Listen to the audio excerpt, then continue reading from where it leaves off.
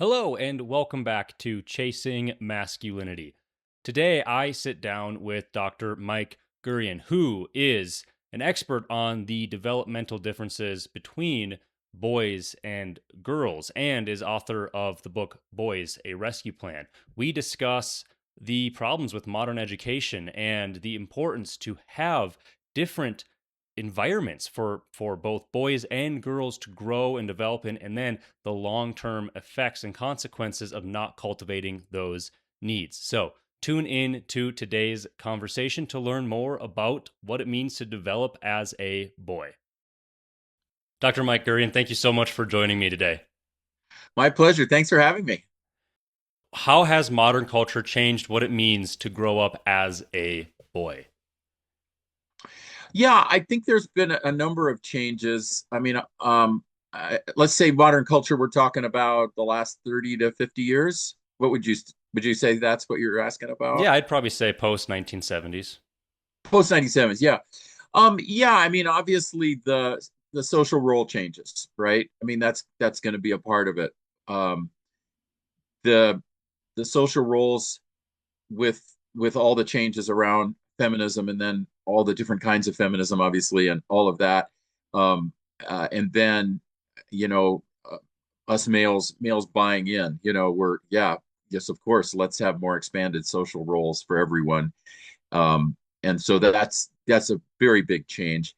Also, the the way that we educate, counsel, as counselors, I come from both an education and counseling background.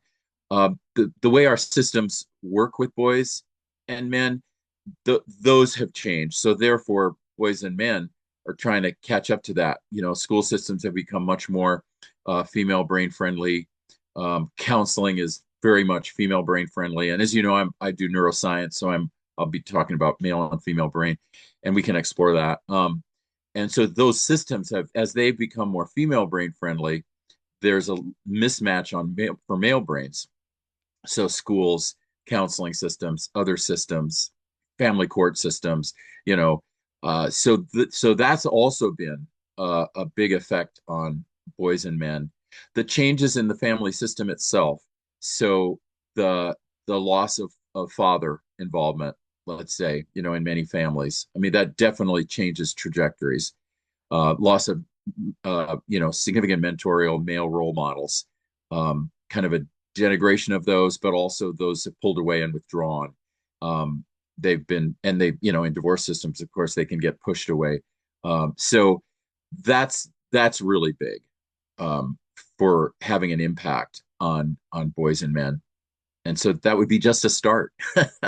Does that start to answer the question? So many avenues we can go with this. You mentioned school because I know that schools are much more, you mentioned, oriented towards the girl brain, the developmental Yep, pattern of girl brains, and I know that females have do well, or they do more well in school. Statistically, yep, they get higher on grades. average. Um, has that changed over the years, or has that always kind of been the case that, especially at a young age, I know boys are very energetic. They don't want to sit still. I think I heard something that somewhere between 50 and 80% of boys, probably in like that 8 to 12 range, could be diagnosed with ADHD simply because that's just how developmentally they want to run around and interact. They don't want to sit in a seat for 8 hours a day and learn. Has that changed and developed too, or has that kind of always been the case and we're just now more in tune with it? Well, the it has changed. Education has changed. If we go back pre-modern, of course, pre-modern, 100, 250 years ago and before, a lot of girls weren't even getting education, right? So that's a different system. When we started changing 100, 130 years ago, back then, obviously everything started changing and it was like, okay, everyone's going to get education now. So that was great. Um, what happened though is we also had large population cohorts, right? So now teachers are trying to teach 30, 40 kids in a classroom, let's say, right? And that is where we started to see the shift because now learning became much more lecture and much more sit and get, let's say, sit and listen, etc., take notes. Um, and the thing is that the way boys were learning and the way education was set up previously, there was some sitting, obviously, but a lot of it was hands on.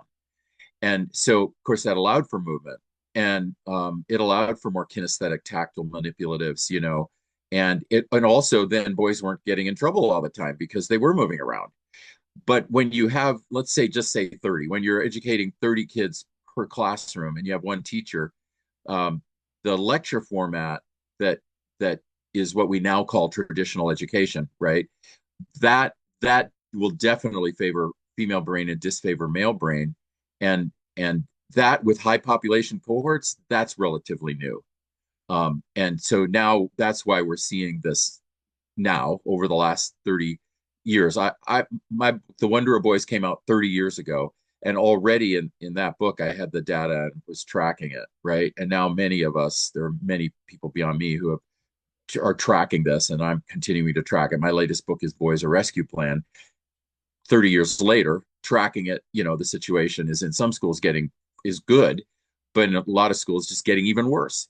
Now the number for the ADD, I think that one is high. I think you said you thought 50 to 80%. Yeah, I've heard Uh, it's a range. I'm not sure if there's something you can actually quantify or not. yeah, that would be high, but I think what the person who said that was probably trying to get at is that it's a go-to it's a go-to in the educational system, unfortunately, and it's not malicious. No teacher is malicious or anything, but it's kind of a go-to because the kid isn't sitting still and he isn't learning in the format that that the teacher learned to teach in, let's say. And we have to remember that the teachers are at a significant disadvantage because when they go through schools of ed and they get their certification or they get their MED, um, no one is showing them the brain scans of how differently the male and the female brain learn, right? And like in my lectures in our Gurian Institute team, we're showing these brain scans, and everyone goes, "Are you kidding?" In those schools of ed, they even learn, because there's a lot of gender politics, they even learn that there isn't a difference between male and female brain, right? That's what they're learning. So, and that's just not true. But you know, that's the way that is set up. There's a lot of Hmm. politics around education. So, there you go. So here are these wonderful teachers who are not learning this, and so when they see it, they're gonna send the boy to the principal, or they're gonna think, because he's misbehaving, they're thinking.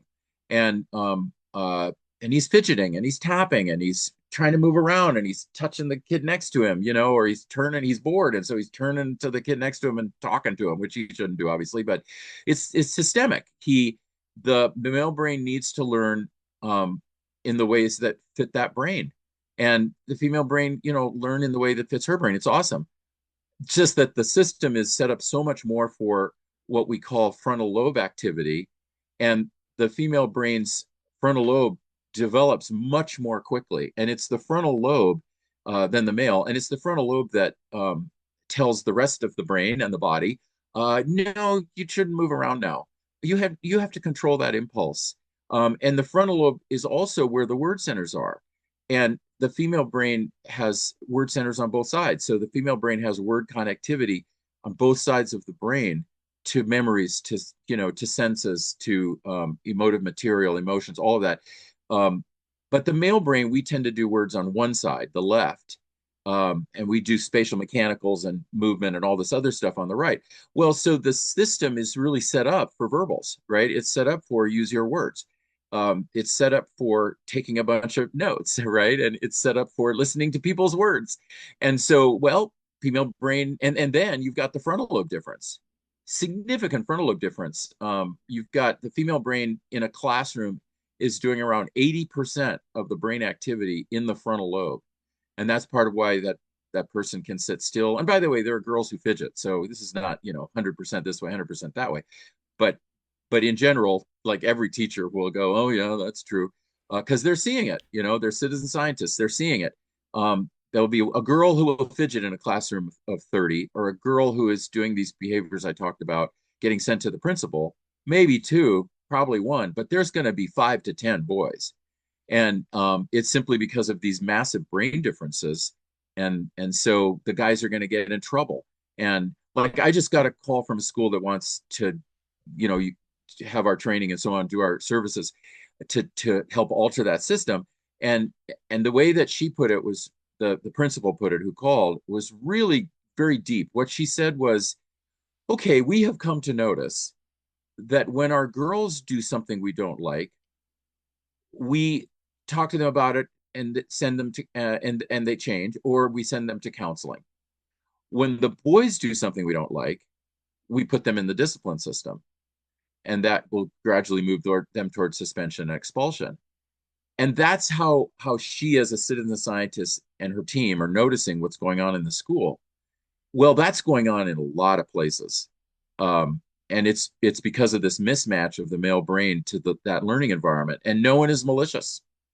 It's just it's a mismatch, and then the system has to shift to be able to teach everyone, and that includes boys. Would there be a benefit to all girls, all boys schools? Are they teaching differently in each of those environments? Yeah, the benefit comes when those schools and systems are trained in how those brains are learning and developing, you know, which includes behavior. So that works. When people just divide up, just girls in this school, boys in this school, and the teachers don't get training, that backfires. So because then you have a teacher with 30 boys, or 20 boys, 25 boys, or 20, 25, 30 girls not trained in how to teach those kids, right? Teach females, teach males, teach boys, teach girls. Then it's a bit of hell for that teacher. But if everyone's trained, there are big advantages, for sure, to single sex. However, we want to say, if everyone is trained and the system's working, co-ed is good too. So it's not an either or. It's really much more about training. Where we can say that there are some distinct advantages for girls in single sex and boys in single sex. We've got, data that shows, like, in leadership for girls, developing leadership. Okay, single sex seems to be really good for that. So girl only seems to be really good for that.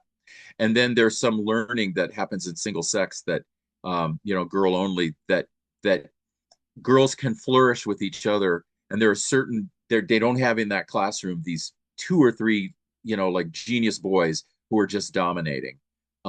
So not only leadership, but some learning can go really great there. And then, of course, all sorts of wonderful things happen between the girls and the staff in their development and relationships. Boys, similarly, you separate them, you look at, okay, leadership, they're now not being competed with girls, like especially in literacy, language arts, and all that. They can develop that with their own peers, and not be dominated by these others who are so good. Um, uh, and then behaviorally, there are advantages. Like, we have two of our centers for excellence are Crespi Carmelite High School and Army and Navy Academy, which are both, one is middle and high school, and the other is high school, and those are boy only. And all sorts of great things can happen for those boys developmentally. But single sex is not for every boy. It's not for every girl. It's not like, okay, that's only the way we should teach. The bigger deal is it's like a both and. Yes, that's a great way to teach for a lot of kids. And if we train everyone, co-ed works great for a lot of kids too. So is it true that there is in the list of performance, the very top performers is typically male, but it's a very small percentage, and then it's mostly female, and then the majority of male is below female in terms of performance, and then eventually going on into higher education, jobs, etc. Right. So again, a both and, you've captured a lot of it. There are a number of these genius boys, right? These gifted boys, and some of them are performing really well in the school system, and it's very much that their genius level or really high level in terms of their verbals, their literacy, math skills, etc. Um, so they absolutely exist. Um, however, it's a both and. At the same time, when we look at grades, test scores, and discipline referrals, which are the data points, right, for most schools, the girls are dominating.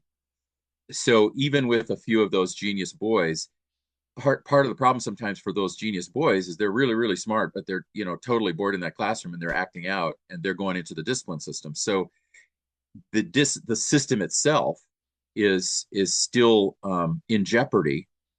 And one of the ways we know that is because except for those three or four guys, um, and even with those guys who are getting in trouble, you've got dominance in test scores, grades, and discipline referrals female.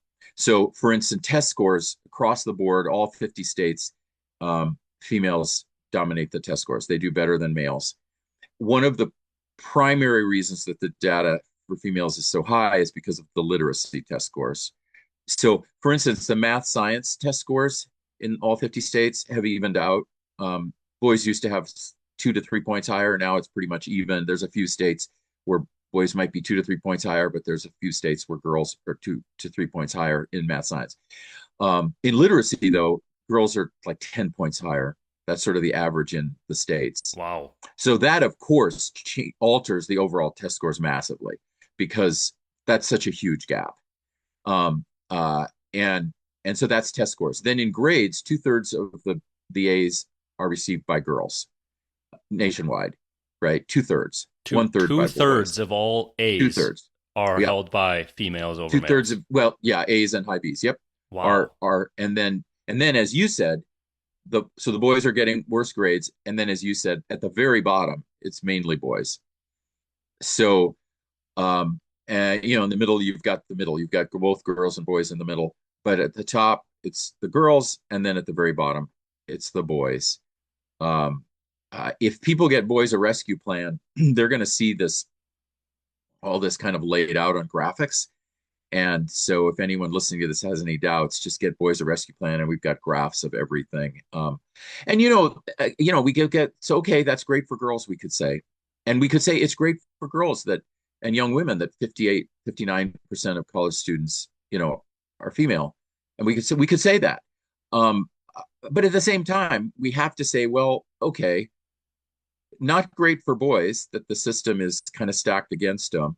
Um, and is it really great for girls? I mean, wouldn't we want parity and equality? Ultimately, wouldn't we want the boys to be better educated so that, as they become adults, they're better educated males that our females will mate with, if we look at it biologically. So I think it is, yes, good for girls that they're doing so well, and we certainly wouldn't want to erase that. I have two daughters, granddaughters. I mean, obviously, we don't want to erase that, but I don't think we ought to keep saying, well, it doesn't really matter because it's good for girls. I So think let's a keep the large part of system the that way it is. argument has been there's like a zero sum game where, well, we'd rather have the girls be doing better than the boys when that doesn't have to be the case. Why can't both parties do good? It's not, and I understand the argument that historically, going back into the maybe early mid 1900s, men dominated most industries. And you say, well, now it's the girls' turn, right? It's the girls' turn to dominate, or this is the reckoning, this is the righting of the ship, if you will. I've heard all those arguments, but it doesn't have to be, well, if it was 80-20, now it has to be 80-20 in the other direction. It doesn't have to be a zero sum game where either the boys are winning or the girls are winning. Like you mentioned, why would we not want a society that's going to inherently be better by bringing up both sexes at the same time rather than just kind of flipping the script, which seems to be the trend that we're seeing right now with boys, less and less boys and men going into higher education and more women going into higher education. Yeah, I think you've captured it. We need to. That's the difference between politics and real life, right? In real life, we do want everyone to succeed. In real life, the politics gets involved, and it gets involved in this revisioning of the past, et cetera, and the reckoning and all of that. When I hear that, I just say to those folks, sometimes I'm asked to debate them, and I sort of don't even debate them anymore because there's just no real life in that. So we're living in real life right now, and we have to look at real life right now. If we keep going back to the past and then our interpretation of the past, then our frame is the past, and then we're arguing about the past, and there's zero gain in arguing about the past because it does not exist anymore. So, the only reason to be talking about the past is to go, okay, let's look at what happened in history. But what we have to deal with systemically now is real life now, and real life now uh, exists as it exists. And I, one of the ways I debate those folks is to say, all right, and if they insist on talking about the past, I'll say, okay, then let's talk about the last 50 to 60 years. If you want to talk about the past, what has happened in the last 50 to 60 years um, to boys and men? And then when we start talking about that, then we're like, okay, yeah, things are getting pretty grim. So if we want to talk about the past, we could talk about the far past, or we could talk about the 50 years ago and how things started to turn, and boys and men were told they were not needed, and a lot of the stuff you're referring to, um, that they're worthless, that they're just bad, Hmm. that they're toxic, all that. um, then but then we're still having an argument and a framing about the past. So I think and then it's the two pasts fighting each other. It's like, okay, 100 200 years ago girls weren't being educated. True, don't like that. 50 years ago we started to say that males are not needed. Okay, hopefully we would all agree that that's kind of not right. But then it's the past arguing the past. So if we're in the real world now, we're just going to look at the data and we're going to observe what's going on, and we're going to see it, what you've referred to. We're going to see the males withdrawing. We're going to see the males who are lonely, the males who are killing themselves. At such high rates in all the data points in all of this. We're going to see the males getting fewer D's and F's. We're going to see that there's test scores dragging down the district's test scores, mainly the males. We're going to see them getting in trouble. And then hopefully we look at this data and we're inspired to make systemic change and forget the recent past or the far past. We just got to make systemic change now. And luckily, we know what works. We know, I mean, the Gurian Institute, we have 30 years of doing it. We know that when schools go through, these programs, which aren't very expensive and don't take a lot of time, but go through these programs of reorienting, so that we call it the Boys and Girls Learn Differently program, so that they understand how to teach both girls and boys, and included in there is all gender. Everything is included. So they understand how to do it, and then they alter the system to do it. And then the test scores for both boys and girls go up, the grades for both boys and girls go up, and the discipline referrals for both boys and girls go down. So in the present, that's real life, and we have solutions in the present. So that's definitely where I stay.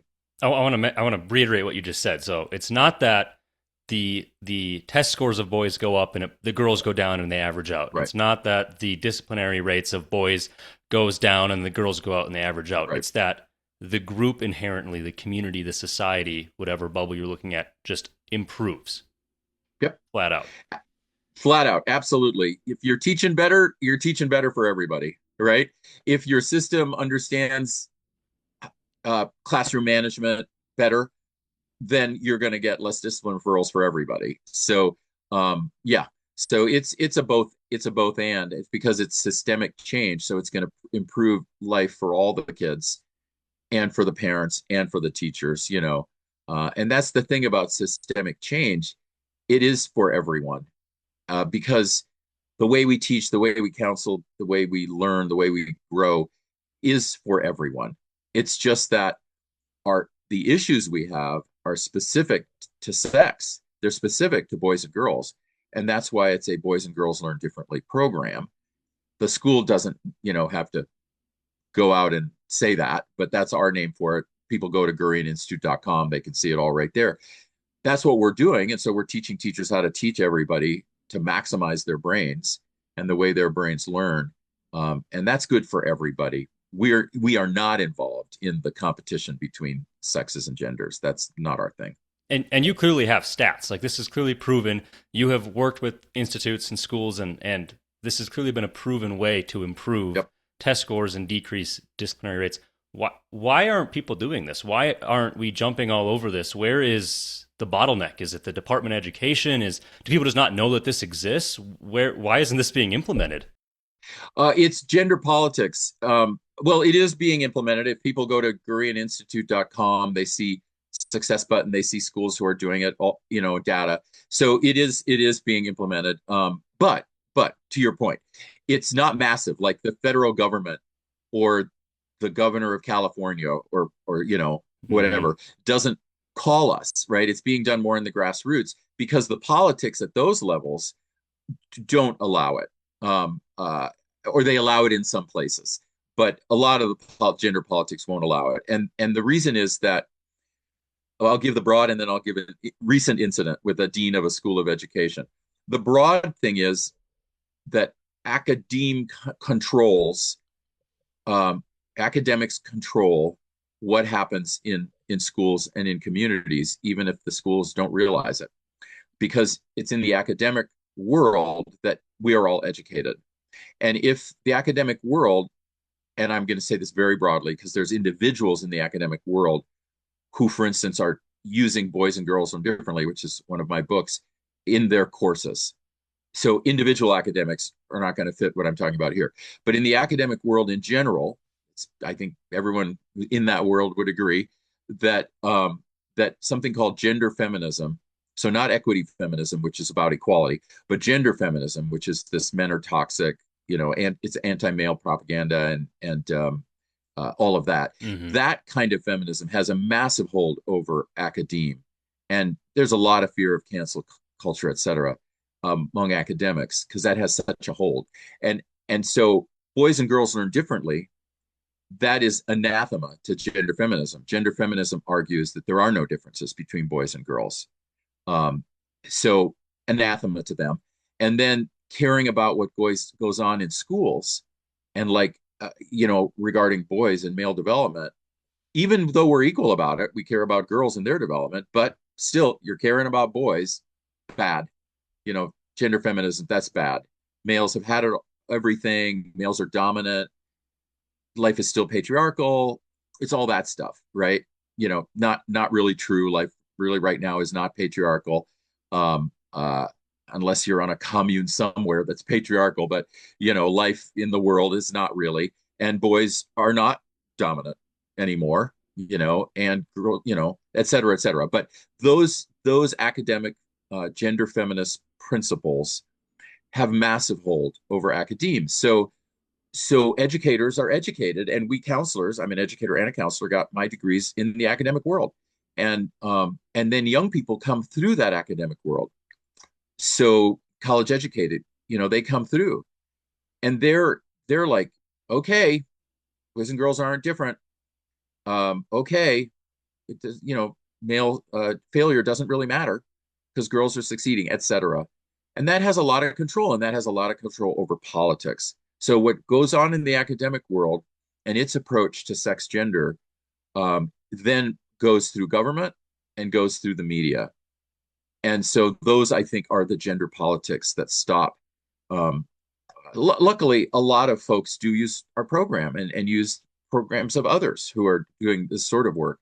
But in the overall, that's the sort of latent reason or tacit reason that whole states, we have had in the past whole districts do our training, um, uh, but but at a federal level, to say boys and girls learn differently, it's going to be very hard. At a state level, going to be very hard because of those politics. Are there certain, and we don't have to bring politics into it specifically, but are there certain states or areas that might run a little bit more conservative in their beliefs versus maybe conforming a little bit more to, like you mentioned, the gender feminism beliefs that are more receptive to receiving these programs? Yeah, I mean, I think so. I think it's. Um, oh, I forgot to give you that incident with the dean of ed. Um, uh, the more conservative, the more likely they're going to say, yeah, duh, boys and girls learn differently. We can see it. Okay. Is it just And they because that they just the more doesn't scare them away? That terminology is less foreign to them? Is that why they're so receptive initially? um yeah, I mean, I I think so. I think so because there are some obviously some conservative folks who would not be receptive. So I don't want to overdo Hmm. the political alignments, but I'll just say in my experience, I'll give an example of Catholic schools. For instance, Catholic schools, not that they all are conservative, but Catholic schools have less impediments to doing our Boys and Girls Learn Differently program. And I think the reason is that they're coming from a Catholic tradition. People might say that's a conservative tradition, but again, some are very liberal, but they're coming from that tradition in which they, they're saying from Genesis, God created man and woman, right? So it's easier for them. And I think for more conservative people who lean more conservative, I think it's easier for them because often they're coming from a religious tradition that already embeds male female difference in the religious tradition. So I think if that's what you're getting at, yeah, I think that's true.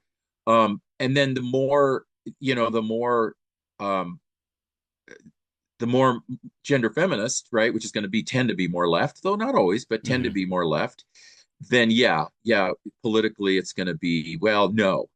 And in part it's because they've said no to the tradition of there are men and women, right? Whereas like the Catholic schools have not said no to that.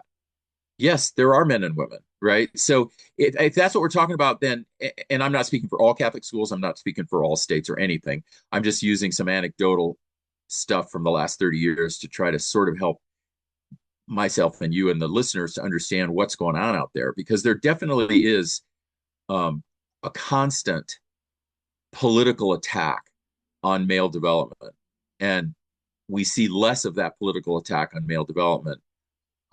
We see other attacks on development on the right, but we see less of that particular political attack on male development on the right. Whereas on the more of the far left, um, there's a difference between the far left progressive and classical liberal. Hmm. Like I'm raised as a classical liberal. So I'm raised as a feminist. My parents were academics, definitely feminist, equity feminist, but raised as a feminist, classical liberal values, which now actually I think are moderate because I don't think classical liberals are progressive. Um, I think we're moderates. And I actually think most of the country is moderate. I would agree For with me, that. if I Absolutely. try to be political, I'll go, don't you think most of the country's moderate? But anyway, so I must be that because I'm raised as a classical liberal and I think I'm moderate now or independent voter or something now. The far left and the far right are the ones who are doing the attacks. I'm not seeing the attacks among moderates. I'm not seeing the attacks on males even among classical liberals. They're going, hey, we're supposed to have equality. So clearly things are not equal now. Things have shifted and we have all these male development problems. Let's help everybody. But we've got some weird stuff coming from the far right about male development. And then we've got this weird stuff coming from the far left. And so one thing that I think from a political point of view is that if there was courage among these systems, I think the systems would find, the governors would find, the presidents would find, the boards of education would find that most people are actually moderate and would be open to boys and girls learn differently. But it's these like 10 or 20 people who are really loud, or maybe it's more, I don't know, depending on the size of the district, 100 people who are really loud and who are just so attacking. And they have a lot of control of social media. And so the attacks on male development happen. And so then the districts or um, uh, even the governments will say, well, this might not be politically correct. And I can give you an example from the state of Washington, where I live. They did get through a bill through a committee to look at trying to start a council on men and boys, which is really good. But there were two bills. One of the bills was, okay, we know males and females are different, so we got to serve everybody, and we got to help males in ways that help males, and females in ways that help females. That bill would not go through. So another one had to be developed, which didn't say that, which just said generic stuff about masculinity and male development, etc. And that one could get at least through committee.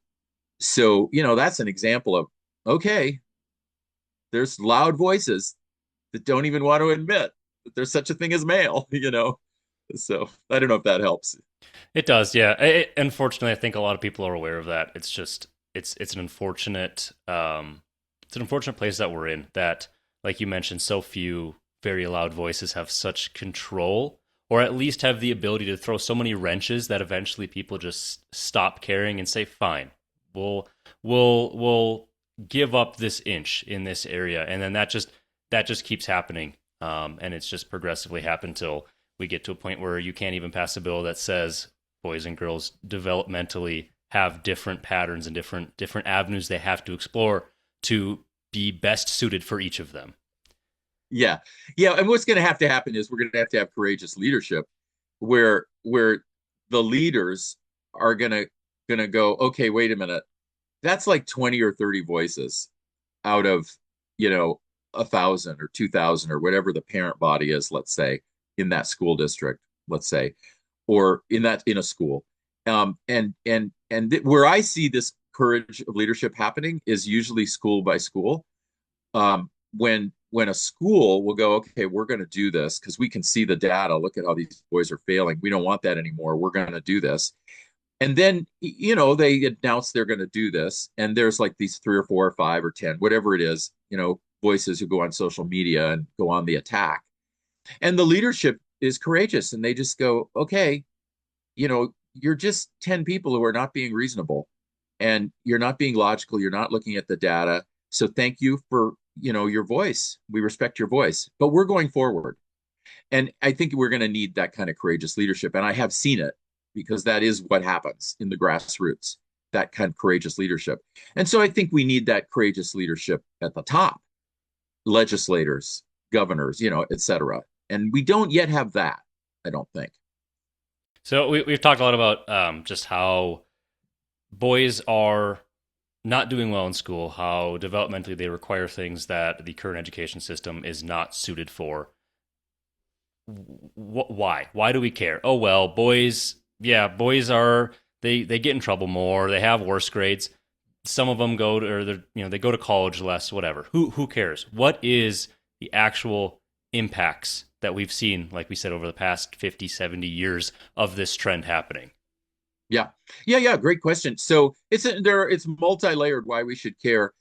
And before we, look at that, we all have to, everyone who's a listener or a speaker anyway, we have to go into our brains and go, okay, I know everyone knows there's like 100,000 males who in America, let's say, who are doing incredibly well. And they're all over the news, right? We see them all the time. There are presidents, there are our legislators, there are our CEOs, um, and we got to go, okay, that's true. Maybe it's 200,000, whatever someone wants to do. Then we have to put that in brackets and say, yep, we all agree. 100% of us agree. There are these 200,000 or whatever it is. And let's put them over here on a shelf, you know. Now let's look at the rest of America, right?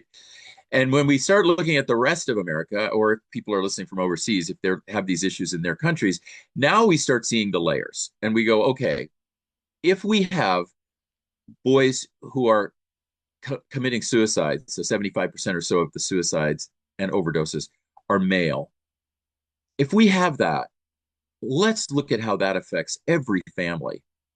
Let's look at how that affects, not just the boy or young man or man, but look at how that's affecting the family and how it's affecting the whole social system, how it's affecting the medical system, how much money is being spent or not spent to try to help this guy, up until the suicide. That suicide of that male, that overdose of that male is having a profound effect on the whole system, financially, emotionally, etc. Um, uh, if the boys don't if they don't do well in school, they don't go to college. Okay, let's say not every boy's going to go to college, God knows, but or they don't even go to a trade school. They fail out. They're falling behind. There they are, sitting in their rooms or in their basements, playing video games or online porn or whatever they're doing. They're failing out. They're not only are they not going to bring their gifts to the society to help the society, but they're not going to be very good marriage material. So now we have effects on girls and women. If they do mate, they're not going to be very good fathers. Now we have effects on children, right? Because they have children, let's say, and now those downstream affect the kids. So those are just a few examples of how every male who doesn't succeed actually has a profound effect on every girl and woman and every child in a society. Um, and so we do want them to succeed. We only the very political people who are all about their own power and money and all that, only that gender politics stuff is going to say we don't want males to succeed. But I think every other human being, which is the majority of us, are going to go, no, wait a minute. We got to have males who succeed because to some extent, our society is on the backs of these guys. Yes, our society is on the backs of girls and women. Of course it is. But it's also on the backs of boys and men. And if those boys and men are not resilient, they're not capable, they're not competent, um, they're not moving up in hierarchies, they're not meeting challenges, then our society is going to implode. And and we don't want that. So I would say at both a micro and a macro level, failing boys will mean a failing society. Yeah, I'm absolutely a firm believer that strong societies are built on the backs of strong men. And Yeah. and I never understood the argument. Like, let's say even I don't believe it's true, but let's say that men are better suited for X, this one particular area in the workforce or whatever. Or there's just the argument that I think feminism sought out initially to discredit is that men are better at working, right? The men are better at going and doing the 9 to 5. Women stay at home. Um, I don't believe that that's true.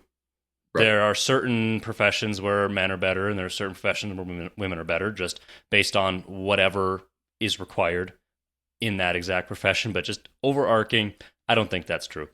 Um, but let's just say it were. Let's say, oh, men are better suited, or the other way around. Women are better suited at doing X. If you want a better society, why would you not try to bolster that specific gender into being the best they possibly can? And so the idea that, let's say, men are dominate the trades, absolutely dominate the trades. And there are certainly many trades that it's going to be inherently harder for someone of a female stature to do. Like oil rigging, it requires strength and certain attributes that just men are going to be naturally suited for.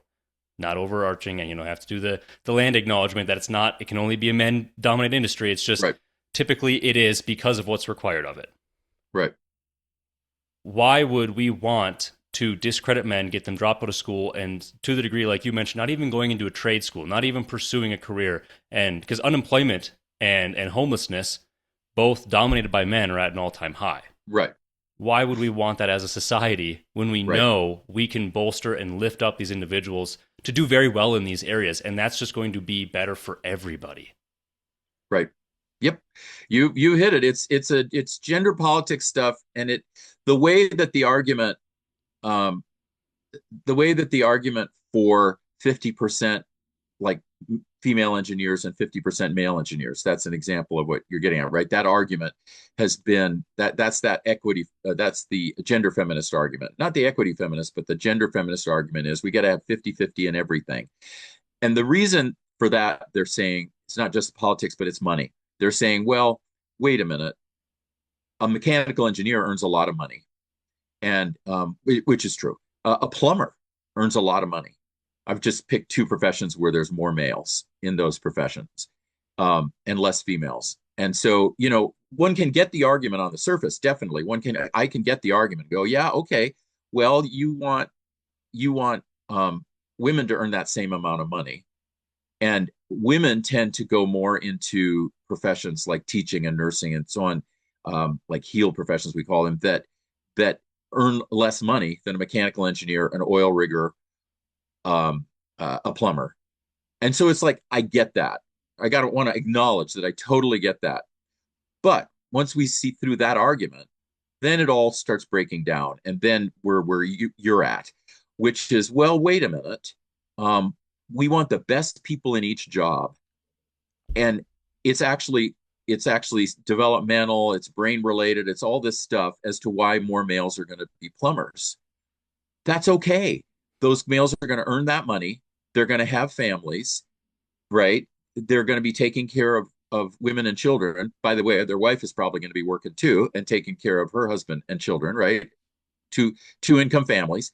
But it's fine that he does that because downstream that's going to positive effect on everyone else. Just like whatever women are earning in the professions that they're generally choosing, not every woman. There's a lot of women who are mechanical engineers, but we're talking statistically, yes, more males. Oil rigs, there's some women, but yeah, statistically, more men. So we got to realize that's okay. And I think one thing that helps us to realize that's okay, and I know people resist this, is when we understand that there are some profound brain and biochemical differences. So, in other words, some profound biological differences that are not actually stereotypes or are not actually aggression against the other sex or gender. They just exist. And women get to say they exist, and women get to say, we like this. We like being who we are. Uh, my daughters, both very, professionals who are high up in hierarchies, but also are like, I'm a woman. I like that. I like being who I am. And women get to say that, and they should. And of course, but that means that boys and men should get to say that, like, okay, here's who I am. I figured out who I am, and I like it. Because if we like ourselves, right, if we have sense of self-worth, self-esteem, etc., we're going to do better. And we're not just going to do better for ourselves. We're going to do better for all the people we care for and all the people we serve. So I would hope that we can get to that point and not make it only about money.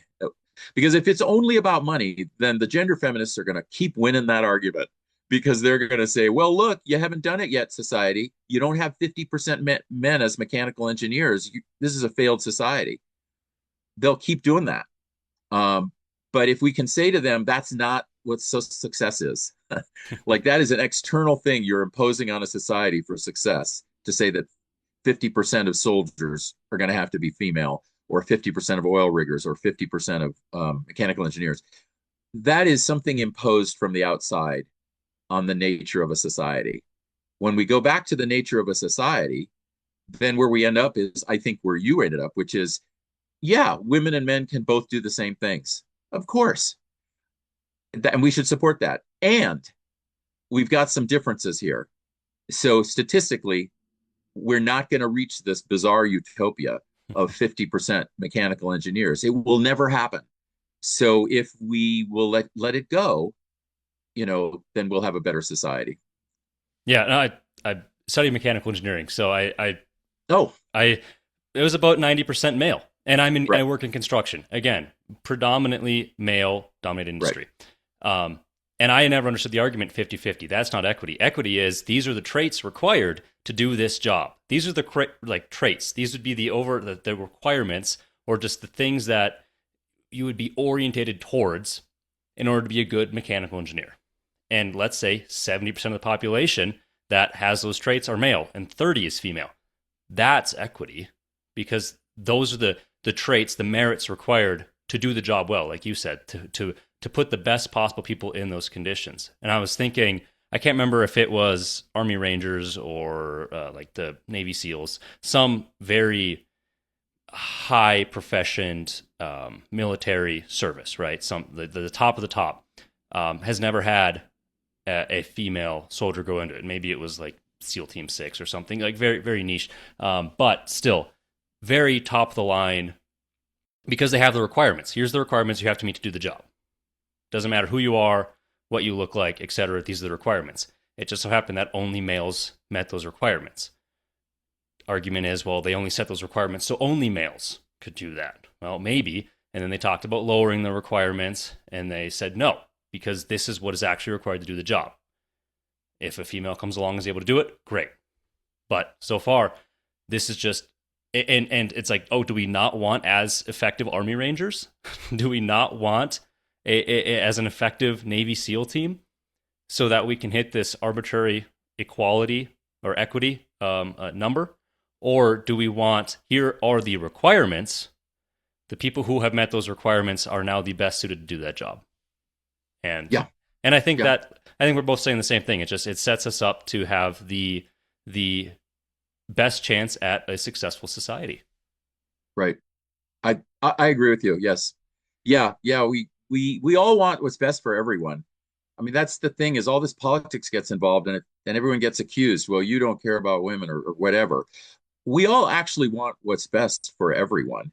And we're just unfortunately locked into some of these stereotypes that now come from these gender feminists, which is, everyone's the same. And I mean, this kind of stuff. And we get locked into that. And our society has got to function under these shadows. And this is one of the shadows. And so if we're supporting male development and supporting female development, then we are going to really form a society like you're describing, where we're going to see who fits where, and they get to make the choice.